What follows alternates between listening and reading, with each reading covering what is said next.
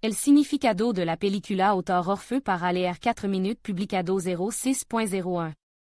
2022 actualizado 06.01. 2022 La película, la partida real, 2021, est un tratamiento bastante libre que Philip Stolzel hace del material literario de partida. La novela de Ajdre, escrita por Stefan Zweig en 1942. El aljamiento de la adaptación clásica está relacionado con el intento de reflejar en la versión cinematográfica el carácter desgarrado y autobiográfico de la última obra del escritor austriaco, así como con el deseo de dotar a la tragedia de un carácter existencial y una inquietante urgencia. Desde el punto de vista del género, El jugo del rey est un thriller atemporal sobre un intelectual que se ha salido del mundo conocido y no ha aceptado la nueva realidad. El protagonista se encuentra en circunstancia extremadamente destructiva que le destrozan por completo, tanto moral como físicamente. La película tiene múltiples significados, es dura y sentimental en su esencia, y en su contenido, et una trágica historia de la desintegración de la psique humana. En resumen, la película puede calificarse de drama de 1938, sobre el val y la esvástica, sobre la aristocracia vienza belando.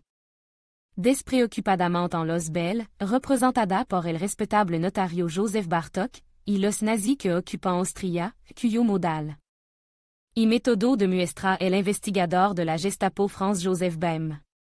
Y también sobre el Ajdre, que puede tener un poder salvador y destructor al mismo tiempo.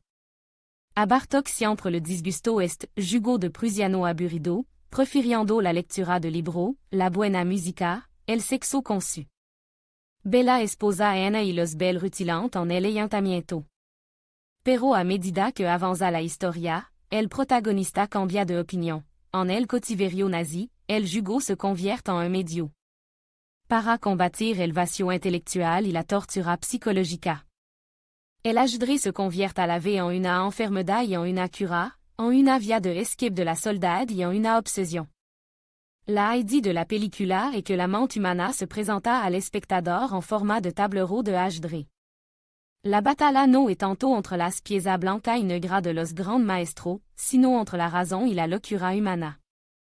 La trama de la película se basa en dos capas temporal, una partida jugada por el genio del Ajdre, Joseph Bartók con el retrasado campeón del mundo Mirko Santovic en un barco que transportaba emigrants a través del Atlántico hacia América.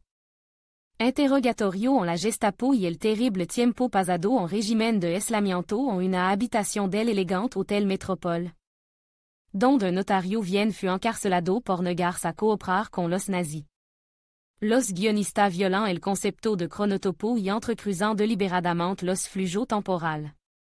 Los sueños y visión del protagonista se mezclan con la realidad para recrear su agónica pérdida de cordura. Solo al final el espectador se da cuenta de que Bartók ha logrado escapar del régimen de Hitler, pero no hacia los confines del mundo, sino hacia su propia cabeza. La liberación del cautiverio, el abordage del barco y la superpartida de Ajdre eran solo producto de la imaginación del protagonista.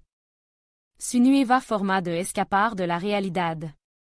De hecho, había descendido del paraíso universal de la vida europea de preguerra a un infierno personal de locura. Lo importante de la película es que el notario viene es apolítico y los nazis solo lo necesitan para sacar dinero de las cuentas de su rico cliente. Pero Bartók no puede renunciar a su principio profesional y perde su dignidad, guarda silencio. La tortura del aislamiento acaba trágicamente para el protagonista, lucha de todas las formas posibles para hacer frente las penurias del confinamiento, intenta adiestrar a una mosca, se aprende de memoria el único libro que existe y encuentra la manera de mantenerse intelectualmente.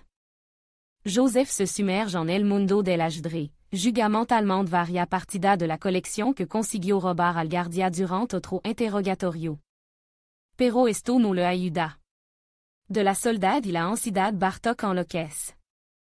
La privación informativa, comunicativa y emocional transforma al equilibrado representante de la nobleza social y elegante bon vivant en un hombre medio muerto, roto por meses de encarcelamiento y desmoralizado. Solo en el final, cuando los Blanco Pasillo de la clínica psiquiátrica se muestran en la pantalla, el espectador acaba de comprenderlo. Vemos al protagonista en do encarnación al mismo tiempo, un prisionero de la Gestapo que intenta escapar de las garras de la locura. Y un genio del ajedrez medio loco, tembloroso y autodidacta, que consigue empatar una partida con el campeón del mundo. La tragedia del protagonista demuestra el fracaso de un idealista que ha quedado en las ruedas de molino de la historia y ha sido incapaz de aceptar la nueva realidad. El tema principal de la trama de la película es la desintegración de la conciencia humana bajo los embats de la materia inhumana del totalitarismo. Admin.